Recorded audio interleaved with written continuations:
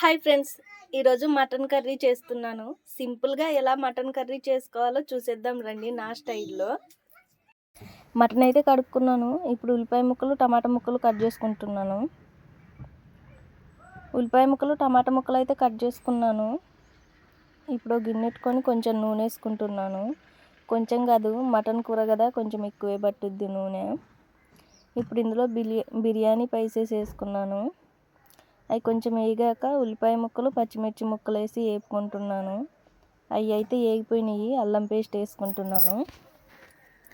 అల్లం పేస్ట్ అయితే వేగిపోయింది. ఇప్పుడు ఇందులో మటన్ వేసుకుంటున్నాను. మటన్ వేసుకొని అలాగే టమాటా ముక్కలు కూడా వేసుకుంటున్నాను. టమాటా ముక్కలు వేసుకొని కలుపుకొని కొంచెం పసుపు కొంచెం సాల్ట్ వేసుకుంటున్నాను.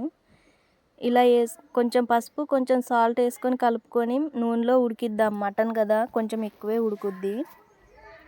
ఇలా ఉడికించుకుంటే మటన్ కొంచెం మెత్తగా ఉడుకుద్ది. ఇంకా కొంచెం నీళ్ళు ఉన్నాయి. మళ్ళీ మూతెట్టి ఉడికిస్తున్నాను. ఈ పక్క అయితే అన్నం పెట్టాను. మా పిల్లలు ఆకలి అంటున్నారని ఆ పక్క అన్నము ఈ పక్క కూర వండుతున్నాను. గబగబా నైట్ అయ్యింది. నీళ్ళన్నీ అయితే మటన్లో మగ్గినాయి. ఇప్పుడు కారం వేసుకుంటున్నాను. మా ఆయన ఎక్కువ కారం తిండు, అందుకే ఒక స్పూన్ వేసాను. మళ్ళీ మసాలాలు అవి ఉన్నాయి కదా, సరిపోయిద్ది కారం కూడా. ఇలా ఒక స్పూన్ వేసి కారం వేసి కలుపుకుంటున్నాను. ఇలా కారం వేసి కలుపుకున్నాక నీళ్ళు వేసుకొని ఉడికించుకోవాలి. మటన్ కదా, ఎక్కువసేపు ఉడికించుకోవాలి. కొంచెము నీళ్ళు అయితే సరిపోతాయి.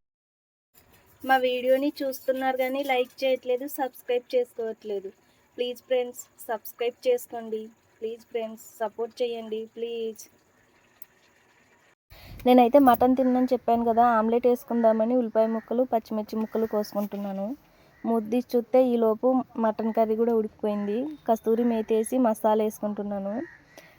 ధనియాలు, జీలకర్ర, లవంగాలు, యాలకులు, చెక్క కలిపి నేను పొడిగొట్టి పెట్టుకున్నాను. ఆ మసాలా అయితే వేసేసాను.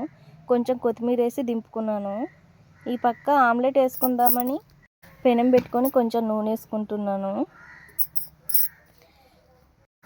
2 గుడ్లు, కొత్తిమీర, ఉల్లిపాయ ముక్కలు, పచ్చిమిర్చి ముక్కలు, ఉప్పు, కారం, పసుపు, గరం మసాలా, కొంచెం మిరియాల పొడి వేసి కలిపి పెట్టుకున్నాను.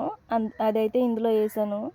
మంట సిమ్లో పెట్టుకొని మూత పెట్టుకొని ఉడికించుకోవాలి. ఎక్కువ కదా, ఉల్లిపాయ ముక్కలు గమ్మున మగ్గవు హైలో పెట్టుకుంటే. ఇలా సిమ్లో పెట్టుకొని మూత పెట్టి ఉడికించుకుంటే నీట్గా మగ్గుతాయి. ఒక పక్క అయితే ఉడికింది, రెండో పక్క కూడా వేసి ఉడికించుకుంటున్నాను. రెండో పక్క కూడా ఉడికిపోయింది. ఇప్పుడు ఒక ప్లేట్లోకి తీసుకుంటున్నాను. మా పిల్లలకు ఓన్లీ సాల్ట్ వేసి కొంచెం మిరియాల పొడి వేసి ఆమ్లెట్ వేస్తున్నాను. అలా ఉల్లిపాయ ముక్కలు పచ్చిమిర్చి ముక్కలు ఉంటే అస్సలు తినరు. ఇలా అయితే తింటారు. అందుకే వాళ్ళకి ఇలా వేసి పెట్టాను. టేస్ట్ అయితే సూపర్గా ఉంది ఫ్రెండ్స్. ప్లీజ్ ఫ్రెండ్స్, మా వీడియోని చూస్తున్నారు కానీ లైక్ చేయట్లేదు, సబ్స్క్రైబ్ చేయట్లేదు. Please subscribe